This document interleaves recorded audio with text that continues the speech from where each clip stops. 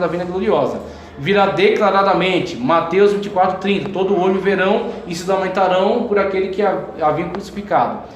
Todos o verão, Apocalipse 1:7, virá com a igreja, o texto que eu acabei de ler, que estava nas bodas, tá certo? E virá juntamente com ele em cavalos brancos. Virá com a esposa, virá para acabar com a grande tribulação, Apocalipse 19:1-11. Deixa eu seguir, vamos lá. Lucas 21:25-27 é um texto de característica da segunda etapa também, que haverá sinal no sol, sinal na lua e nas estrelas, angústia nas nações, perplexidade e bramido do mar, tá? Tem um quadro aí que eu apresento, um quadro que eu coloco todos os eventos em perspectiva, tá aí no PDF. Aí começa alguns textos bíblicos que fundamentam. Deixa eu ver que horas são, pelo amor de Deus. Deixa eu ver aqui. Pessoal, 10h20, que horas que eu paro para abrir a oportunidade para vocês? Pode ser. Olha só, 70 semanas são decretadas sobre o teu povo e sobre a tua santa cidade, para acabar com a transgressão, para dar fim ao pecado e para expiar as culpas, para trazer justiça eterna, para cumprir a visão e a profecia, e para ungir o Santíssimo. Saiba e entenda que a partir da promulgação do decreto que manda restaurar e reconstruir Jerusalém até ungido, o líder, até que o líder venha, haverá 7 semanas e 62 semanas. Primeiro grupo, 7 mais 62. Ela será reconstruída com ruas e muros, mas em tempos difíceis. A gente viu isso lá em Neemias. Neemias, você lê sobre esses tempos difíceis aí. Depois de 62 semanas, o ungido será morto. Então ele apresentou um primeiro grupo de 7, tá? Depois um outro grupo de 62. Quando ele indica o final desse segundo período, o ungido será morto. É uma característica, né? E já não haverá lugar para ele. A cidade e o lugar santo serão destruídos pelo povo do governante que virá. O fim virá como uma inundação. Guerras continuarão até o fim e desolações foram decretadas. Com muitos ele fará uma aliança e durará uma semana, chamada 70ª semana. Durará uma semana. No meio da semana ele dará fim ao sacrifício e à oferta. Numa ala do templo será colocado o sacrilégio terrível, até que chegue sobre ele o fim e lhe será decretado. O que há de interessante nisso aqui? Primeiro, Daniel, o próprio livro de Daniel. Dentro da interpretação da exegese judaica, você tem a estrutura de textos, a chamada Tanakh. Tanakh é o conjunto de livros do Antigo Testamento. Torá, Nevi'im, Ketuvim. Torá é o livro, o texto, o conjunto, né, 5 livros de texto referência. É aquilo que há de mais sagrado para eles, tá certo? Inclusive alguns representam como uma tipologia do tabernáculo, Santíssimo, Santo e Pátio. Então você tem Torá, Santíssimo, é o texto lei, então aquilo ali não tem questionamento, tá? Nevi'im são os profetas, que a gente chama alguns de históricos, tá certo? E chama de profetas, anteriores e posteriores. Então você tem os profetas. Então os profetas têm grande autoridade, mas é uma autoridade menor do que a Torá. Eles entendem assim. Ketuvim são os escritos poéticos e históricos. Onde Daniel está, para eles, não está em Nevi'im, está nos históricos. Eles entendem que Daniel é um texto histórico. Então eles não enxergam Daniel com toda a autoridade que nós enxergamos. Os judeus não olham para o livro de Daniel com toda a autoridade que nós olhamos. Ele entende que Daniel é um texto histórico, tá ok? Porque eles dizem, Daniel não viveu como profeta. Ele foi um grande sábio, um grande líder político na Babilônia, depois na Pérsia, e teve revelações de Deus. Então, eles não negam que Daniel seja canônico. Eles entendem que Daniel seja canônico.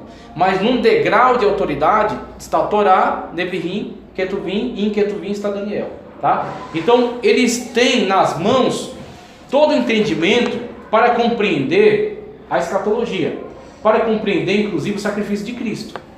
Então se os judeus eles olhassem para o texto de Daniel com toda a seriedade devida, eles teriam entendido a vinda de Cristo, porque Daniel profetiza. Daniel diz, Deus diz para Daniel está orando pelo quê? Pelos 70 anos do fim do cativeiro babilônico. É isso que Daniel está orando. Daniel não estava olhando para tempo escatológico. Ele estava orando porque ele leu em Jeremias que vocês irão para a Babilônia e depois de 70 anos vocês retornarão. É isso que Daniel estava preocupado. Daniel estava vendo chegar o período do retorno. e o povo não estava pronto. E aí Daniel estava clamando, intercedendo pelo povo, para que Deus preparasse o povo para o retorno. Daniel ora, e Deus vai lá e traz uma revelação. A revelação é tão grande que Deus manda o anjo Gabriel e manda o anjo Miguel, tá certo? Para combater as hostes, que tentaram impedir a revelação. Quando Gabriel chega, Gabriel traz essas revelações de Deus. Quando Gabriel revela, o que Gabriel está revelando? As 70 semanas. Daniel está orando pelos 70 anos. Gabriel está revelando as 70 semanas. As 70 semanas são um quadro escatológico completo, tá? Então você tem, primeira subdivisão, 7, tá? São semanas de anos. E eu tenho até aqui os números, que eu sou péssimo em números, né? Então eu coloco tudo anotado. 7 semanas, sendo semanas de anos, 49 anos. 17.640 dias. Desde a assinatura do decreto de Artaxerxes para a reconstrução de Jerusalém, 445 a.C., até o final do ministério de Neemias e Malaquias, com o fechamento do Antigo Testamento. São o primeiro grupo. Quando eles começam a reconstruir os muros, combatem eles, Daniel diz, será em grande aflição, tá certo? Mas eles conseguem reconstruir a cidade, reconstruir o muro, tá? Restabelecer o culto, tá ok? E aí fecha-se o primeiro período. Daí, Daniel dá o segundo grupo, 62 semanas. E aí 62 semanas são 434 anos, desde o final do primeiro grupo, tá certo? Até a vinda e a morte do Messias. Daniel mesmo é que dá o referencial. O referencial dele para o final do segundo grupo é até a vinda do ungido, que será morto. Então quando Daniel anuncia isso, que o ungido virá ao final desse segundo grupo de 62 semanas, 434 anos, 156.240 dias, se os judeus tivessem atentado para isso, e muitos se atentaram, tá? Claro, não foi o conjunto todo, mas muitos perceberam isso. Olharam para Jesus na cruz e disseram, Daniel estava certo. O ungido veio, pregou, né? E foi morto. Morto por quem? Pelo príncipe do reino que há de vir. Que na época de Daniel você já tinha, Daniel foi levado pelos babilônicos. Depois Daniel foi para a corte persa, que aí você tem os 4 animais que Daniel representa na visão. Leão alado, que é Babilônia, tá certo?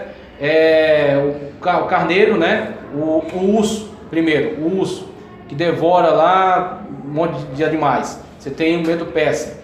Depois o leopardo, com 4 cabeças e 4 asas. E aí, esse aspecto do leopardo, que é os macedônicos, que é a Grécia de Alexandre Magno, para Daniel foi uma profecia, tá certo? Então, os 2 primeiros foram história, ele viu o cumprimento. O leopardo é profecia, é o próximo reino que derrubará os persas, tá? E o outro que há de vir, que é o animal terrível, que ele também profetizou. Então, na época que viram o cumprimento da morte do ungido, conforme ele anunciou, foi a época desse 4º animal, a época desse 4º reino.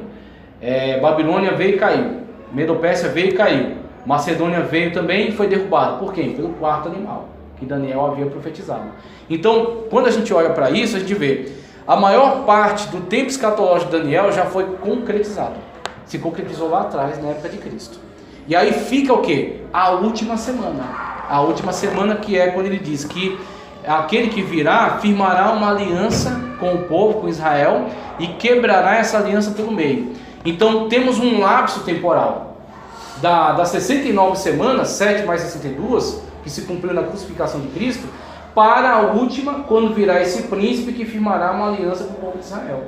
Então esse lapso temporal em escatologia chama-se parêntese profético. A igreja vive num parêntese profético, que é o parêntese desse lapso temporal entre as 69 semanas e a 70ª semana, que será na grande tribulação, tá ok? Então nós vivemos nesse lapso temporal. Esse lapso temporal, ele não é tão visualizado pelos profetas do Antigo Testamento. Ele não é, os profetas quando falam, o dia do Senhor, o grande e terrível dia do Senhor, o dia do Senhor, eles estão anunciando o período tanto de milênio, você vê em Isaías, que o boi comerá palha com a ovelha, que a criança apacentará um leão, que brincará com o basilisco. Isso é característica de milênio.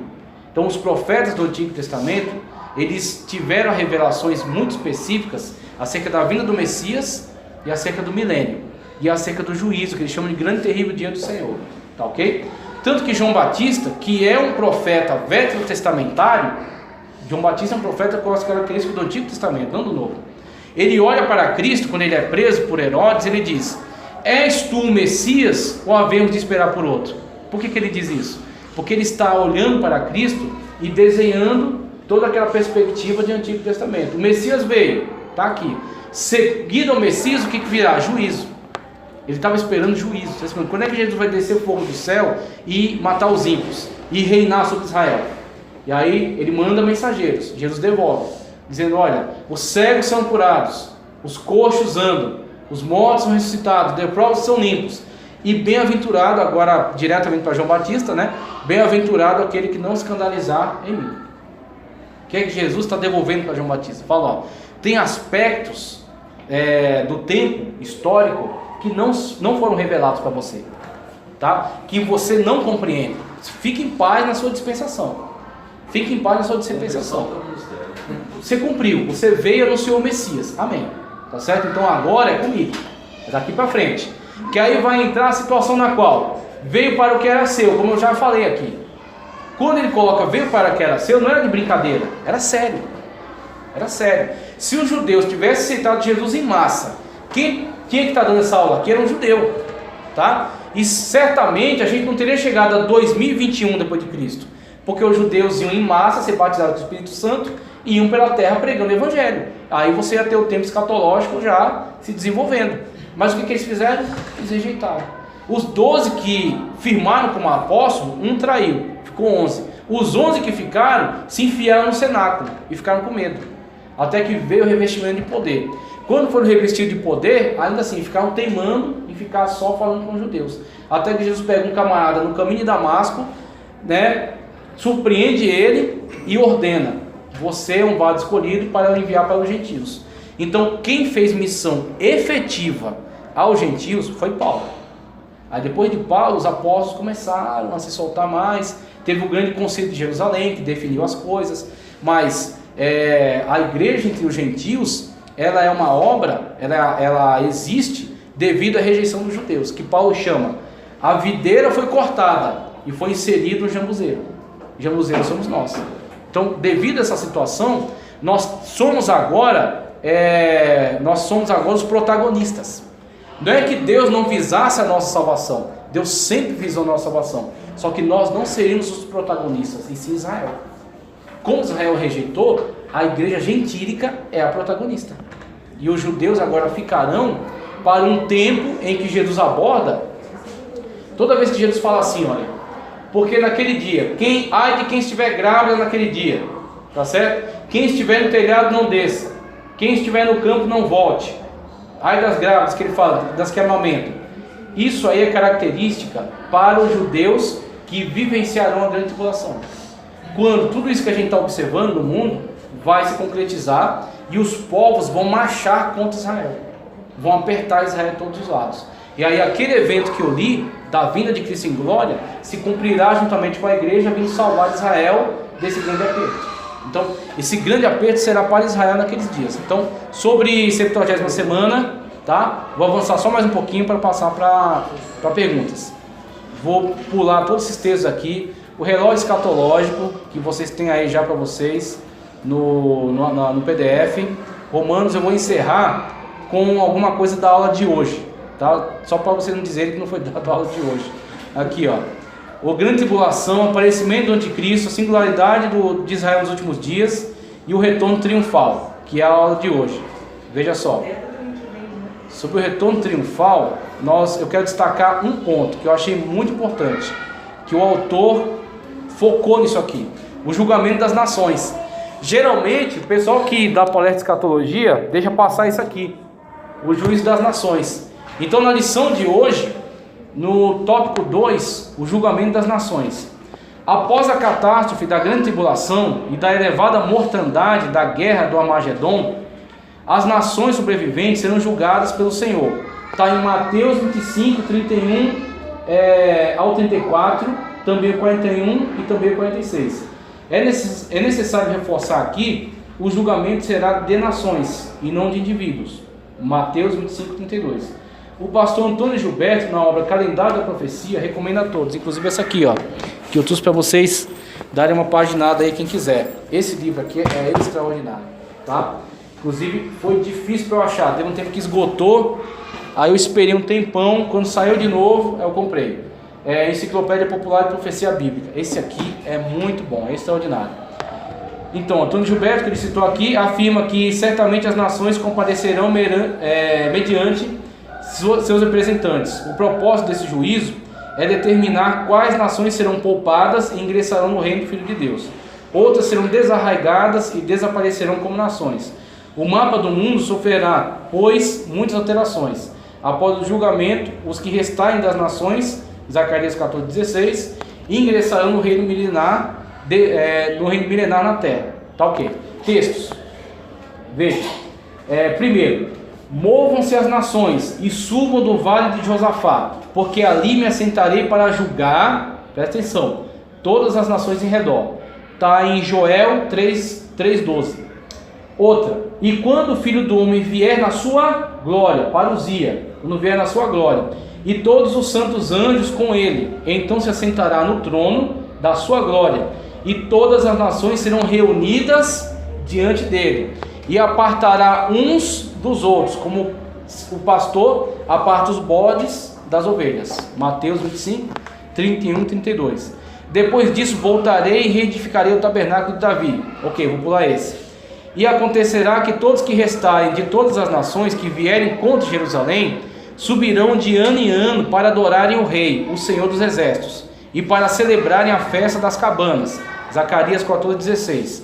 Para que ao nome de Jesus se dobre todo o joelho dos que estão no céu e na terra, e debaixo da terra, e toda a língua confesse que Jesus Cristo é o Senhor, para a glória de Deus Pai. Pronto, só isso aqui. Tem mais aí, mas depois vocês veem. Qual é a situação? A situação é a seguinte: arrebatamento da igreja, ok, ficou claro. Grande tribulação, 3 anos e meio de falsa paz, 3 anos e meio de grande tribulação, ok. A igreja passou pelo tribunal de Cristo, não é questão de salvação, mas é questão de prêmios. Bodas do Cordeiro, estamos lá, com Cristo nas bodas do Cordeiro. Parousia, que é a volta de Cristo à terra agora, no final da grande tribulação. No final da grande tribulação, caíram já foram tocadas 7 trombetas, já caíram as 7 taças. Deus está julgando a terra, está julgando o governo do anticristo, e o anticristo está perseguindo o remanescente de Israel e está perseguindo aqueles que não recebem seu sinal, tá ok? Essa grande perseguição, grande tribulação para eles. Alguns textos de Apocalipse que nos dão referência também. As duas testemunhas que profetizam e fazem milagres e maravilhas no meio de Israel, fortalecendo o que? A sua posição, para que eles possam resistir durante esse período de grande tribulação. Aí Cristo virá, juntamente conosco, o texto que eu li, montado no cavalo branco, veste salpicado de sangue, com as coroas, com o nome escrito, nós com ele. Combaterá quem? O anticristo, com a espada que sai da sua boca, né? Matará o anticristo, falso profeta, lançará no lago de fogo. O anticristo, falso profeta, inaugura o lago de fogo. Satanás, que operava como Deus entre eles, será amarrado. É Bíblia que diz isso. Aí onde entra a perspectiva dispensacionalista. O dispensacionalista lê e interpreta. Ele não vai ficar alegorizando ao seu bel prazer. Se diz que é assim, assim será. Tá ok? Então nós temos a situação na qual nós viremos juntamente com Cristo, o anticristo e falso profeta, lançado no lago de fogo. Tá ok? Onde depois os demais serão lançados. Satanás, amarrado, quanto tempo? 1000 anos. Agora, Cristo vai instaurar o seu reino da terra, o reino milenial. O que acontecerá às portas do milênio? Juízo das nações, que é a lição de hoje. O juízo das nações só cabe aqui. Por quê? Lá no trono branco, você não vê ninguém sendo reputado ali como ovelha. Ninguém ali é reputado como ovelha. Tá ok? Descer? A gente vai descer? A gente não pode ficar mais não pode pular essa parte não? Fazer um acordo? Né? Vamos fazer um acordo com eles aí, vamos seguir. A gente vai direto pro café, fala com o Valdir. Isso, fala com o Valdir, vamos seguir. Então o que acontece? Esse texto do Senhor Jesus Cristo, não só de Jesus Cristo, mas de Joel, né? Do Senhor Jesus Cristo, de Atos, de Filipenses, de Zacarias que eu li, só cabe aqui. que é um momento em que você visualiza a possibilidade de haver a separação de bodes e ovelhas, tá certo? Não necessariamente é dito que esses bodes da grande tribulação são reputados como ovelhas. Aqueles que forem contra Israel durante a grande tribulação são reputados como bodes. E eles são colocados, né, são inseridos dentro do período do milênio, do reino de Cristo, como seres humanos, físicos, humanos naturais, normais.